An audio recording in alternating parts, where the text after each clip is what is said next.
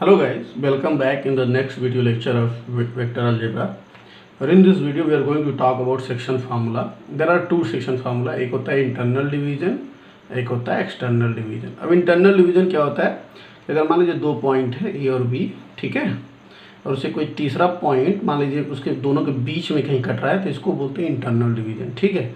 अगर मान लीजिए दो पॉइंट है A और B, ठीक है, और सॉरी मतलब थोड़ा सा फिर से मैं बोलना चाहूँगा, मान लीजिए दो पॉइंट ए और बी है, उनको मिलाने वाली लाइन है, मान लीजिए उस लाइन को अगर कोई तीसरा पॉइंट बीच में काटता है ए और बी के बीच में तो उसको इंटरनल डिवीजन बोलते हैं, ठीक है। और मान लीजिए दो पॉइंट ए बी है, उसको मिलाने वाली लाइन पे कोई तीसरा पॉइंट उसके बाहर काटता है, जैसे मान लीजिए बी है, बाहर सी काटता है, मतलब ए बी के बाहर, इस लाइन के ए और बी के बीच के बाहर इस साइड या इस साइड काटता है तो इसको हम बोलते हैं एक्सटर्नल डिवीजन, ठीक है। तो दो टाइप के डिवीजन होता है, तो इंटरनल डिवीजन हो सकता है, नहीं तो एक्सटर्नल डिवीजन हो सकता है, या तो उसके दोनों के बीच में काट सकते हैं या बीच के बाहर काट सकते हैं। तो इन दोनों के लिए फॉर्मूला डिराइव करेंगे हम, ठीक है। तो सबसे पहले बात करते हैं इंटरनल डिवीजन की। बोल रहा है कि let A and B the two points, दो पॉइंट्स है जैसे मैंने बोला था, with position vector A and vector B respectively, ठीक है। And let C be a point dividing A B internally in the ratio m:n। Internally का मतलब बीच में डिवाइड कर रहा है m और n के रेशियो में। Then the position vector of c is given by m vector b plus n vector a upon m plus n, ठीक है। अब मैं इसको पहले समझा देता हूँ हो क्या है। जैसे OC का मतलब है पोजीशन वेक्टर, ठीक है। तो मान लीजिए कि कहानी ये है कि जैसे मान लीजिए कि हमारा ये पॉइंट A है, ठीक है, और ये हमारा पॉइंट B है, इस पर कोई तो पॉइंट C है और ये इसको m और n के रेशियो में काट रहा है। यहाँ पर पॉइंट ओरिजिन है, ठीक है। तो यहाँ से जब मैं देखता हूँ तो ये मेरा वेक्टर A है, पोजीशन वेक्टर ऑफ A, और ये हमारा क्या है, पोजीशन वेक्टर ऑफ B, और ये हमारा पोजीशन वेक्टर ऑफ C है। तो OC वेक्टर या vector C small c equal to m vector B, देखिएगा, तो m vector b plus n vector a। अब इसको याद कैसे रख सकते हैं, जैसे अगर मान लीजिए पॉइंट b है, ये m है, तो यहाँ पर अगर m है तो यहाँ पर n है, तो m वेक्टर b यानी कि m अगर इस साइड है तो इसके अपोजिट साइड वाले का vector m vector b plus n vector a, समझ में आ रहा है, और divide by m plus n, इन दोनों से देखिए डिवाइड कर देते हैं, ठीक है। तो ये हमारा होता है इंटरनल डिवीजन और इसका पोजीशन वेक्टर मिलता है, ठीक है। ये जो देगा ना इसका मतलब पॉइंट देगा, ठीक है। और अगर ये पोजीशन वेक्टर ए है, वेक्टर बी है, तो ये वेक्टर सी देगा, ठीक है। तो ये मतलब कंसेप्ट है इसका, ठीक है। अब ये आता कैसे कैसे नहीं, मतलब कहानी क्या है इसका, तो इसको मैं प्रूफ कर देता हूँ, ठीक है। देखिएगा प्रूफ ऑफ इंटरनल डिवीजन। तो इंटरनल डिवीजन का एक बार फिर से डायग्राम बना लेते हैं। मान लीजिए हमारा पॉइंट ए है, हमारा पॉइंट ये हमारा बी है, बीच में पॉइंट कहीं तो सी है, ठीक है।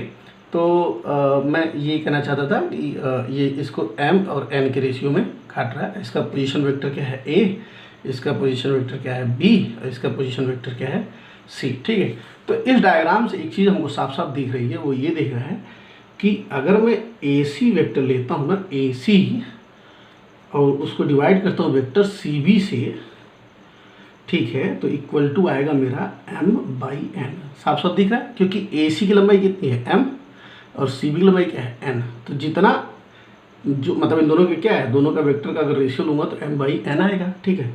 इससे मैं ये चीज़ कर सकता हूँ, सीधा क्रॉस मल्टीप्लिकेशन करूँगा तो n time AC vector equal to होगा m टाइम CB वेक्टर, ठीक है। अब आप जानते हैं AC वेक्टर को n टाइम AC वेक्टर को मैं क्या लिख सकता हूँ, AC position vector of C minus position vector of, याद है मैंने बताया था दो पॉइंट है, उनके बीच के जाने वाला जो वेक्टर होगा वो क्या होगा, position vector of C minus position vector of opposite, ठीक है। याद है कि अगर आपको याद होना चाहिए, मैंने पहले बता चुका हूँ, तो ये हो जाएगा position vector of C minus position vector of A equal to हो जाएगा ये m। इसको क्या लिख सकता हूँ मैं, तो सोचिए, हाँ बिल्कुल आप सही सोच रहे हैं, position vector of B minus position vector of C। समझ में आ रहा है।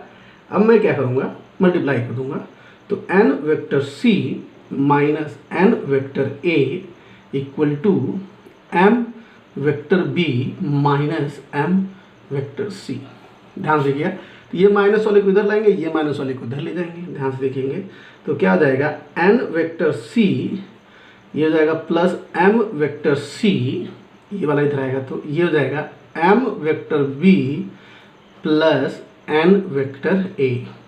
यहाँ से C कॉमन ले लेंगे, तो C कॉमन ले लेंगे तो हो जाएगा m plus n equal to m vector B plus N vector A या vector C equal to M vector B plus N vector A upon M plus N. तो ये हमको लाना था, सिंपल तरीका है, समझ में आ रहा।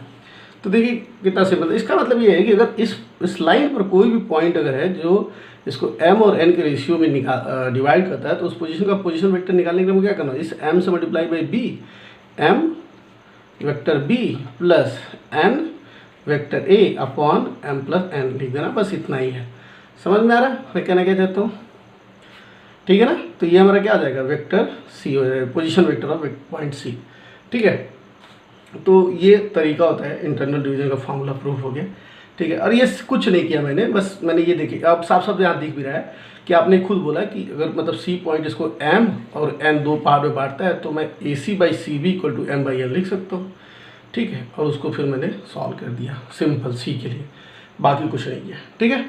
तो ये आपको समझना है कि ये करता क्या है। ये करता यही है कि अगर मान लीजिए दो पॉइंट दिए हुए हैं, ठीक है, इसका पोजीशन वेक्टर दिया है, इसका पोजीशन वेक्टर दिया है, इस पर कोई भी एक पॉइंट दिया है, बोल रहा है कि इसको पी और क्यू के पार्ट में डिवाइड करता है, तो बताइए इसका सी का पोजीशन वेक्टर क्या। अगर मान लीजिए इसका मान लीजिए वेक्टर m है, इसका मान लीजिए वेक्टर m बोल रहा हूँ, मान लीजिए वेक्टर x मान लीजिए, इसको मान लीजिए वेक्टर y मान लीजिए, p और q है। तो अगर मैं पोजीशन वेक्टर ऑफ c निकालने की बात करूँ तो p y वेक्टर हो जाएगा, क्योंकि ये वाला मैं बोला था अपोजिट वाले में जाएगा, प्लस ये वाला क्या हो जाएगा plus a x vector upon क्या हो जाएगा p प्लस q, यही हमारा आंसर हो जाएगा। तो इस तरीके से आप समझ सकते हैं, ठीक है। आगे बढ़ते हैं। देखिए ये एकदम सिंपल सा कंसेप्ट है, ठीक है। और यही मतलब मोस्ट ऑफ द बुक्स में ये लिखे भी है कि दो पॉइंट है बीच में ये है, तो उसका पता है इंटरनल डिवीजन, उसका पोजीशन वेक्टर कैसे निकालते हैं, तो ये चीज़ दिखाया। बट इसका महत्व क्या है, इससे हम क्या क्या चीज़ें सीख सकते हैं और क्या क्या चीज़ें हम जो ऑलरेडी जानते हैं उसको हम यहाँ पर वैलिडेट कर सकते हैं, देखिए सही आ रहा है। ये सब चीज़ें समझने के लिए हम आगे इसको फिर से इंटरनल डिवीजन को थोड़ा सा और अच्छे से डिटेल में समझने की कोशिश करते हैं, ठीक है। तो सबसे पहले पहला नोट है, ऐसे दो तीन नोट आएगा, ठीक है। तो देखते हैं पहला नोट क्या बोलता है, if C is the mid point of A B, ठीक है। जैसे जो हमारा जो ये पॉइंट ए था और ये बी था, ठीक है, अगर उसका सी जो है ना उसका मिड पॉइंट हो, मतलब ये है कि ये अगर m है तो ये भी क्या है m है, दोनों क्या है, दोनों mm है, ठीक है। If C is the mid point of A B then it divides A B in the ratio 1:1, यानी कि mm बोले या 1:1 बोले, मतलब दोनों तरफ बराबर है। Therefore position vector of C is given by vector C equal to vector A plus vector B upon 2, ठीक है। अब इसको प्रूव किया जा सकता है, ध्यान से सुनिएगा, ये देखिएगा ए था, बी है, बीच में सी, दोनों को मैंने इक्वल भाग में बांटा, एम और एम दोनों को बराबर भाग में बांटा, ध्यान से देखिएगा। तो ये वेक्टर सी इक्वल टू लिख सकता हूँ मैं M time vector B position vector of point B plus M point vector A position vector of A upon M plus M, यही होगा फॉर्मूले से, ठीक है। यहाँ से एम कॉमन लिया तो क्या हो जाएगा vector B plus vector A upon यहाँ क्या हो जाएगा 2m, तो m से m क्या हो जाएगा कैंसिल, यानी कि बचा क्या है A vector A plus vector B upon 2, ये हमारा क्या हो जाएगा वेक्टर सी। तो यही चीज़ें यहाँ पर मैंने लिखी हुई है। अब इसका मतलब क्या है कि अगर मान लीजिए कोई दो पॉइंट है, यहाँ पर इसका पोजीशन वेक्टर ए है, इसका पोजीशन वेक्टर बी है, इसके बीच में पोजीशन वेक्टर सी है, बोल रहा है कि ये सी जो है ना दोनों को बीच में डिवाइड करता है, तो सी को सीधा सीधा लिखूंगा a प्लस बी बाई 2। देखिए मैं कितना कन्वीनियंटली, कितना सिंपल फॉर्मूला है कि दोनों के बीच में, इसलिए a प्लस बी बाई 2। अब इसका महत्व क्या है, इसका महत्व ये है जो पहले से एक कंसेप्ट जानता हूँ उससे इस चीज़ को वैलिडेट करेंगे। ध्यान दीजिएगा, जैसे कि आपको याद होगा, अगर आपको याद होगा तो मैंने बोला था एक प्रॉब्लम सॉल्व करते हुए आपने प्रूफ किया था, ध्यान से देखिएगा कि अगर ये पॉइंट मान लीजिए ए है, ये पॉइंट एक बी है और ये पॉइंट सी था, तो मैंने बोला था अगर इसका मीडियन मान लीजिए डी क्या है, मिड पॉइंट है, बी और सी का डी क्या है, मिड पॉइंट है, ठीक है। तो अगर आपको याद है, अगर आपको याद है तो मैंने बोला था कि A B plus A C equal to क्या बोला था मैंने 2AD बोला था, याद है आपको? यस, आपको डेफिनेटली याद होगा, कुछ दिन पहले ये भी बताया था मैं, ठीक है।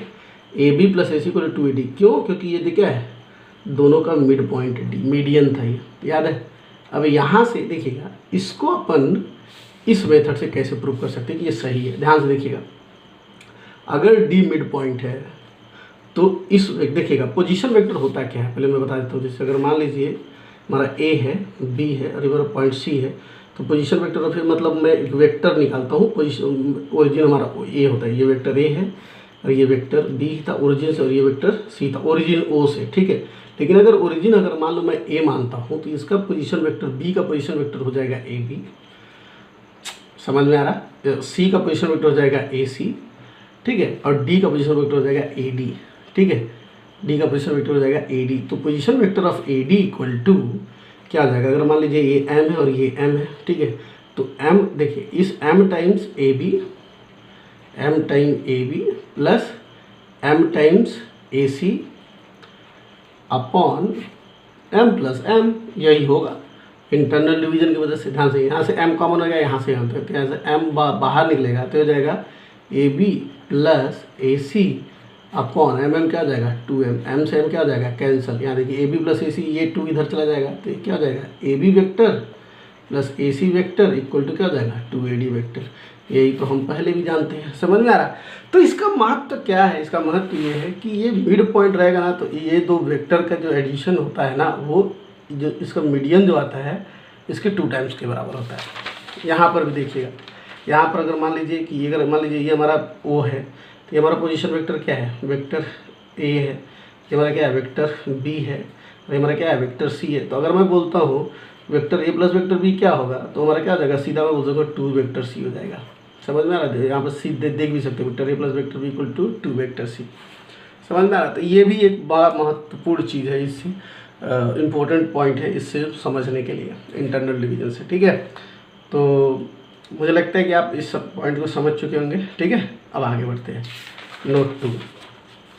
अब ये देखिएगा क्या बोला, the position vector of any point C on A B can always be taken as vector C equal to lambda times vector A plus mu time vector B फिर lambda plus mu equal to 0। इसका मतलब क्या है, suppose अगर मान लीजिए कि एक देखिएगा पॉइंट A है और ये पॉइंट B है, इसका पोजीशन वेक्टर A है, इसका पोजीशन वेक्टर B है। ध्यान सुनिएगा, अब इस बोल रहा है इस पर कोई भी पॉइंट लीजिए, कोई भी पॉइंट लीजिए, मान लीजिए मैं यहाँ पर एक पॉइंट ले लीजिए तो C, ठीक है।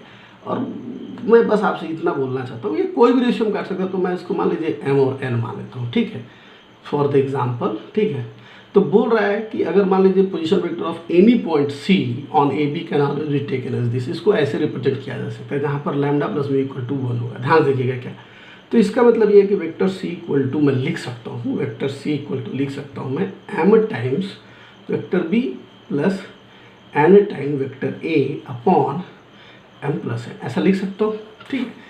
अब इसको मैं ऐसे लिख सकता हूँ, देखो ये M प्लस N को मैं दोनों को अलग अलग डिवाइड कर सकता हूँ, तो ये हो जाएगा M upon M plus N vector B plus N upon M plus N vector A लिख सकता हूँ। अब इसको मैं M प्लस N को मैं लिख सकता हूँ लैम्डा टाइम्स वेक्टर B, और N upon M plus N को लिख सकता हूँ म्यू टाइम वेक्टर B लिख सकता हूँ। अब यह ध्यान से ये वेक्टर C, तो वेक्टर C इक्वल टू क्या हो जाएगा lambda B plus mu C, जैसे कि यहाँ पर लैम्डा है, sorry lambda B plus mu A, ठीक है, मतलब जो भी लैम्डा इधर उधर किया जाए तो कोई दिक्कत नहीं है, ठीक है।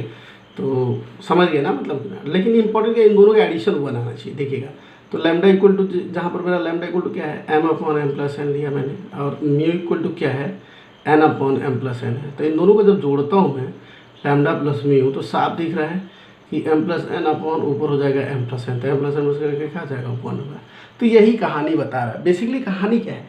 अब ये बोलना क्या चाहता है, इस पर कोई भी पॉइंट, जैसे अगर सपोज मान लीजिए कि मेरे पास 2 पॉइंट दिए हुए हैं, ठीक है, और कोई प्रॉब्लम सॉल्व करते टाइम मुझे इस पर कोई पॉइंट अज्यूम करना पड़ा, ठीक है, कहीं भी मान लीजिए यहाँ कहीं भी एक पॉइंट अज्यूम करना पड़ रहा है और मुझे पता नहीं वो पॉइंट कहाँ है, तो मैं कहीं भी एक पॉइंट ले सकता हूँ। मान लीजिए मैंने पॉइंट बोल दिया, इसको मान लिया P, तो P जैसे बोला ना, तो P का मुझे मान लीजिए बोलेगा कोई, तो P का पोजीशन वेक्टर क्या है, तो मैं बोलूँगा lambda times vector A plus mu time vector B, lambda time vector A plus mu time vector B, where lambda plus mu equal to मेरा हमेशा क्या होना चाहिए 1 होना चाहिए।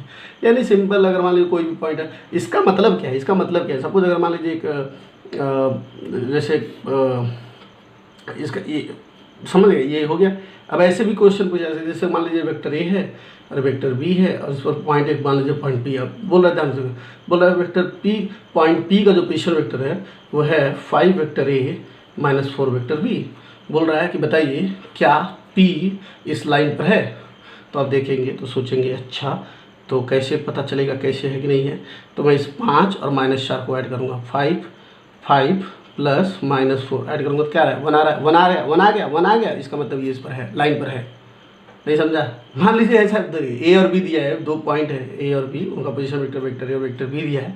बोलो उस पर कोई पॉइंट पी है जिसका पोजीशन वेक्टर है 5 वेक्टर ए -4 वेक्टर बी। तो प्रूफ कर रहा, आपको पूछ रहा है क्या ये पॉइंट पी ए बी पर है, तो वो चेक करने के लिए आपको क्या, इसका कोएफिशिएंट इसका कोएफिशिएंट ऐड करके चेक करना होगा कि 1 आ रहा है कि नहीं आ रहा है। अगर 1 आ रहा है इसका मतलब इस लाइन पर है, गारंटी है। जैसे समझ रहा है ना, ये देख बीच में माइनस, इसका मैं एक्सटर्नली डिवाइड कर रहा है, ध्यान से देखिएगा। जैसे कि अगर ऐसा भी मैं ऐसा दिखा सकता हूँ, ध्यान से देखिएगा कि जैसे अगर मान लीजिए वेक्टर p इक्वल टू ऐसे भी लिख सकता हूँ 5/4 vector a plus 4/5 vector b। अब ये होता है क्या उस लाइन पर है, क्या उस पर है, सॉरी 1/4 और 1/5 और 4/5 वेक्टर p का position vector 1/5 plus 4/5 vector b। क्या ये जो पोजीशन वेक्टर p है क्या इस लाइन पर है, तो इन दोनों को ऐड कीजिएगा 1/5 प्लस 4/5। यस, ये 1 आ गया मतलब ये है। अब इससे रिलेटेड क्वेश्चन है, अभी जब एक न्यूमेरिकल में क्वेश्चन आएंगे तो समझ में आ जाएगा।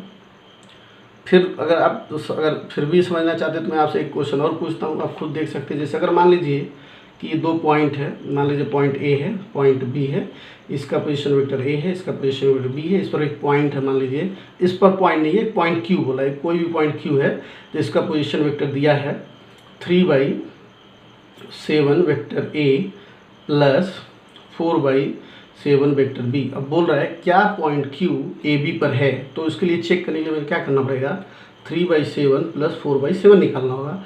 अगर ये 3/7 4/7 1 आया, इसका मतलब क्यू पॉइंट ए बी पर है, तो ये आ रहा है क्या, यस ये आ रहा है, तो ये है बस। अगर मान लीजिए ऐसा क्यू इक्वल टू ऐसा दिया रहता 3/7 vector A plus 2/7 vector B, अब पूछता कि ये है क्या, तो मैं इसको ऐड करता हूँ तो ये होता 5/7, तो ये इक्वल टू 1 नहीं आ रहा है, इसका मतलब ये जो क्यू है इस पर लाइन पे नहीं है। समझ में आ रहा है। तो इससे रिलेटेड क्वेश्चन सॉल्व करेंगे अपन, एग्जाम में पूछ सकता है, ठीक है। तो इसके शॉर्टकट के रूप में इसे समझ सकते हैं हम, कैसे इसको समझना है, ठीक है। आगे बढ़ते हैं। अब ये जो नोट जो है ना, ये बहुत ही इम्पोर्टेंट है, ठीक है। और ये अभी बताना ज़रूरी नहीं था, क्योंकि ये जब मैं फिर अभी बताऊँ चाहे कभी बताऊँ, फिर बाद में जब मैं कोलिनियर वेक्टर्स पढ़ाऊँगा ना तो मैं इसे फिर बताऊँगा। लेकिन मैं चाहता, इतना इंपॉर्टेंट है ना कि मैं अपने आप को रजिस्ट नहीं कर पा रहा हूँ, तो मैं इसलिए इसको मैं सोच रहा हूँ आपको यहाँ पर एक बार थोड़ा सा हल्का सा आइडिया दे देता हूँ, ठीक है, कि कैसे हो रहा है। और आगे चल के जब आएगा ना तो मैं बताऊंगा कि आपको मैंने पहले बताया था, तो आपको जल्दी समझ में आएगा, और आपको थोड़ा सा भी याद रहा तो आपको पूरा समझ में आ जाएगा। इसलिए मैं इसको सोच रहा हूँ कि यहाँ पर थोड़ा सा हल्का सा हिंट दे दूँ।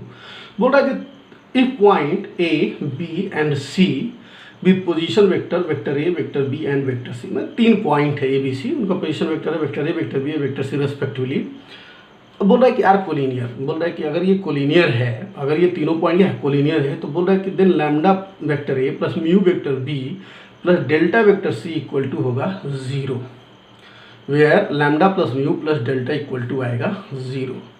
समझ में आ रहा है। अब इसका मतलब क्या है, इसको प्रूफ कैसे करेंगे कि मतलब ये सही कंसेप्ट है। ध्यान से देखिएगा, 3 पॉइंट है ना, अगर मान लीजिए हमारा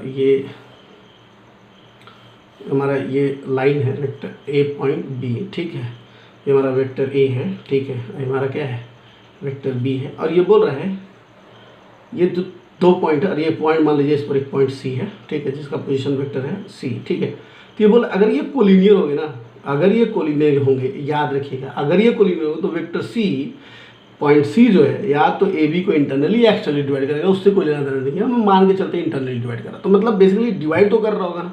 अगर ए बी सी तीनों पॉइंट अगर कोलिनियर है, इसका मतलब क्या है कि सी जो है इसको कहीं ना कहीं तो डिवाइड कर रहा होगा। समझ में आ रहा है, इंटरनली या एक्सटर्नली कहीं भी डिवाइड करे बात वही चलेगी। यहाँ पर लैम्डा प्लस माइनस हो सकता है, क्योंकि अपने को उससे कोई लेना देना नहीं है, ठीक है। लैम्डा प्लस माइनस कोई रियल नंबर है, वो नेगेटिव भी हो सकता है पॉजिटिव भी हो सकता है, उससे कोई लेना देना, तो मे बी इंटरनली डिवाइड करें या एक्सटर्नली डिवाइड करें, तो हम एक जगह बात करते हैं। इसका मतलब अगर कोई भी 3 पॉइंट है ना, अगर मैं ये बता दूं कि तीसरा पॉइंट ए और बी को क्या कर रहा है, डिवाइड कर रहा है इंटरनली या एक्सटर्नली, तो हमारा काम हो गया, तो हम बता देंगे तीनों को लीनियर है। समझ में आया।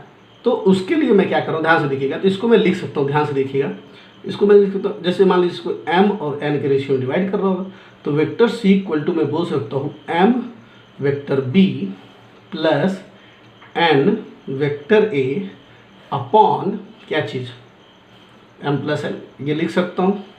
चलिए अब ये तो अपने को फॉर्मूला था, अब इसको मैं लिख सकता हूँ m प्लस n को इधर लाऊंगा तो ये हो जाएगा m plus n vector c equal to क्या हो जाएगा m vector b plus n vector a, लिख सकता हूँ। अच्छा अब इसको उस साइड ले जाते हैं तो इसको ले सकते हैं, ध्यान से जाएगा n vector a plus m vector b minus m plus n vector c equal to 0।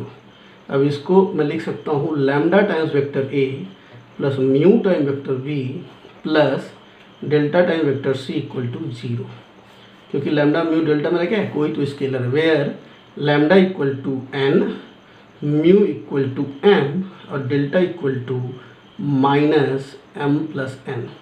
अब अगर मैं ऐड करता हूँ लैम्डा म्यू और डेल्टा को तो देखेंगे लैम्डा की वैल्यू क्या है n plus m minus m plus n, तो ये देखेंगे तो जाएगा n plus m minus n, तो ये कट के क्या आएगा 0। देखिए आ गया, इसका मतलब ये सही है। तो बेसिकली क्या होता है कि कहने का मतलब क्या है कि इसको बोलते हैं लीनियर कॉम्बिनेशन ऑफ वेक्टर। मतलब क्या है कि अगर आपके पास 3 पोजीशन वेक्टर है, ठीक है, अगर तीनों को मैं एक लीनियर कॉम्बिनेशन में लिख देता हूँ ना तो इसका मतलब क्या है कि वो एक लाइन में है, ठीक है, और वो कोलिनियर है अगर लीनियर कॉम्बिनेशन में लिख पाता हूँ तो। लेकिन केवल लीनियर कॉम्बिनेशन में लिखने से पॉसिबल नहीं होगा, लीनियर कॉम्बिनेशन के जो कोएफिशिएंट है उन तीनों का सम क्या आना चाहिए, 0 आना चाहिए। समझ में आ रहा है? जैसे कि अगर मैं बोलता हूँ देखिएगा 4 vector a plus 5 vector b minus 9 vector c equal to 0, ऐसा मैं बोल रहा हूँ कि a b c 3 पॉइंट्स है और दिया हुआ है कि 4a plus 5b minus 9c equal to 0, तो पूछ रहा है कि क्या ए बी सी कोलिनियर है। तो मैं क्या करूँगा, कल से उठाऊँगा 4 प्लस 5 माइनस 9 इक्वल टू क्या 5 4 9 माइनस 9 क्या इक्वल टू आ गया 0। इसका मतलब क्या है कि ये ए बी सी क्या है, कोलिनियर है। इससे अपन प्रूफ कर सकते हैं। समझ में आ रहा है? तो ये कंसेप्ट जो है ना, मुझे लगता है कि आपको बहुत ही अच्छे से इसको समझना चाहिए, ठीक है। सो अगर आपको थोड़ा बहुत भी समझा होगा तो काफ़ी है। इसको बाद में जब मैं वापस आऊँगा ना तो मैं इसको बहुत अच्छे से समझाऊंगा फिर से कोलिनियर पॉइंट में, ठीक है। और thank you so much guys for watching this video. इस वीडियो को यहीं पर ख़त्म करते हैं, ठीक है। मिलते हैं अगले लेक्चर में, ठीक है। Bye, take care, have a nice day.